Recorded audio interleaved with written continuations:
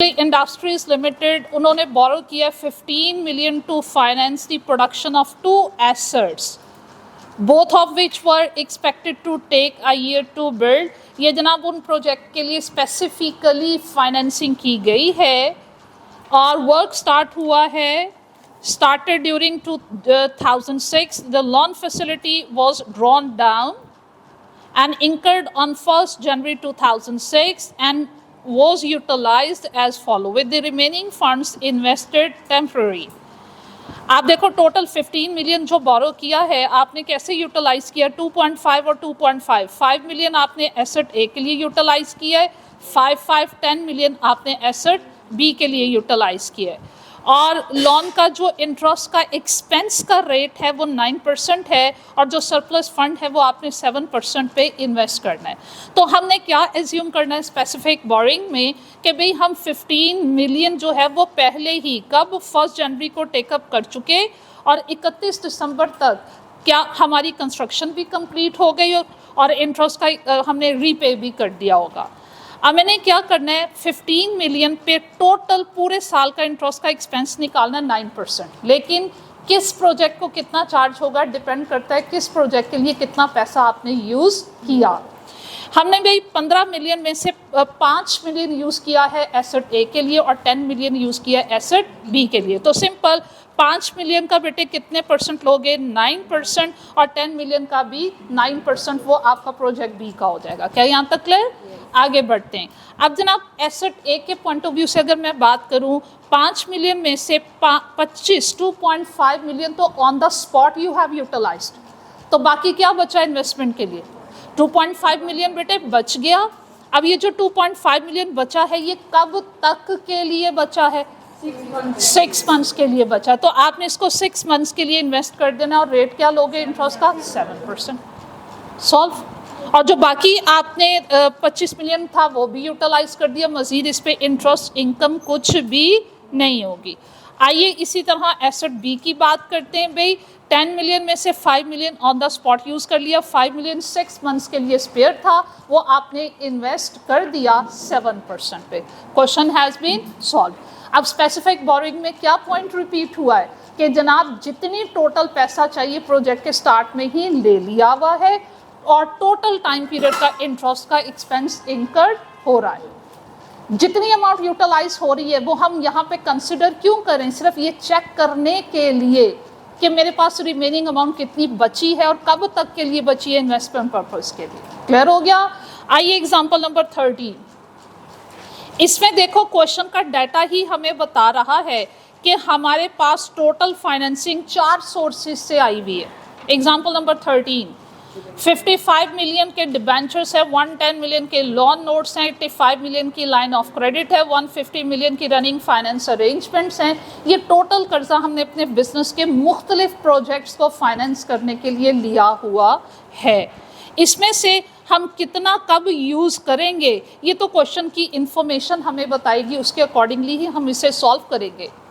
अगर specific boring है तो कैपिटलाइजेशन रेट फाइंड आउट करने की ज़रूरत नहीं है, और अगर जनरल बोरिंग है तो you have to calculate capitalisation rate. अब ये मैं कैसे कैलकुलेट करूँगी, एक काम कीजिएगा, ये बेटे टोटल फाइनेंसिंग देखो हमने अब तक कितनी कर ली हुई है, ये ऐड कीजिएगा 55, 110, 85, 150, 400।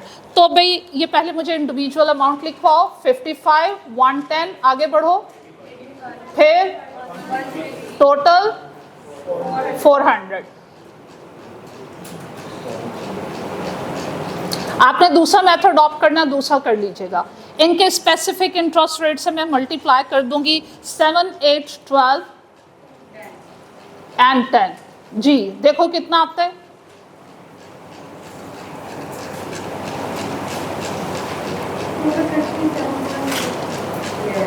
टोटल करके 37.85%। आप इस तरह भी सॉल्व करोगे, बुक का मेथड अडॉप्ट करोगे, तब भी आपके पास ये रेट आएगा। क्या मैम ये रेट नहीं आया, फिर आप लोग मुझे गलत लिखवा रहे हो। ये मुझे इंडिविजुअल अमाउंट बताओ कितनी आती है, 55 over 400 into 7,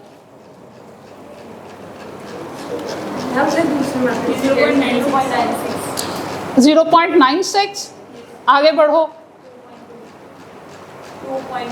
2.2।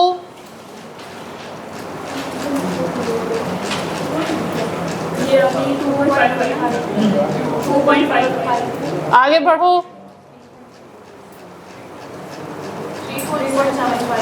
अब ऐड करो।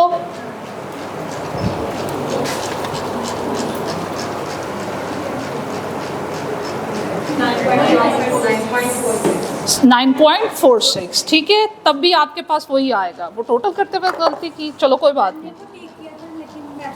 मेथड में और था। चलें जनाब, ये क्लियर हो गया। कैपिटलाइजेशन रेट आ गया। आगे बढ़ते हैं, क्वेश्चन को देखते हैं, पढ़ते हैं और देखते हैं कब कितनी अमाउंट यूटिलाइज हो रही है। On 1 January 2020 KL commenced the construction of the new factory, and the construction of the factory will cost 100 million, and the company funded the construction with the existing borrowing. Factory was completed on 31st August. भाई construction start हुई है आपकी 1 जनवरी और complete कब तक हुई है? 31st अगस्त। कितने मंथ्स बन गए? 8 months. And what was not available for use till 31st January 2021 as a result of the minor modification. During the construction period, active work was interrupted and the building construction was stopped for 2 months as a result of unexpected adverse weather condition. तो इसका मतलब है कि जो capitalisation है 8 minus 2, तो वो कितने? 6 months का। तो आपने जो अमाउंट ली होगी उसने एक ही अमाउंट आपको बताई और वो कितनी है? 100 मिलियन की है और वो आपने प्रोजेक्ट के स्टार्ट में ही ले ली हुई है। तो 6 मंथ्स के लिए जो इंटरेस्ट का एक्सपेंस है वो कैपिटलाइज और जो रिमेनिंग 2 मंथ्स का होगा वो क्या होगा?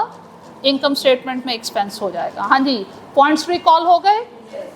अच्छा, अब आ रहे हैं एक मेजर क्वेश्चन की तरफ।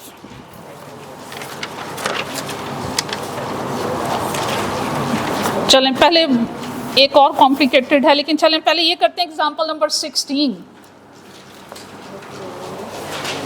एक ही क्वेश्चन को 2 times you have to attempt. एक दफा आपने इसको स्पेसिफिक बोरिंग एज्यूम करते हुए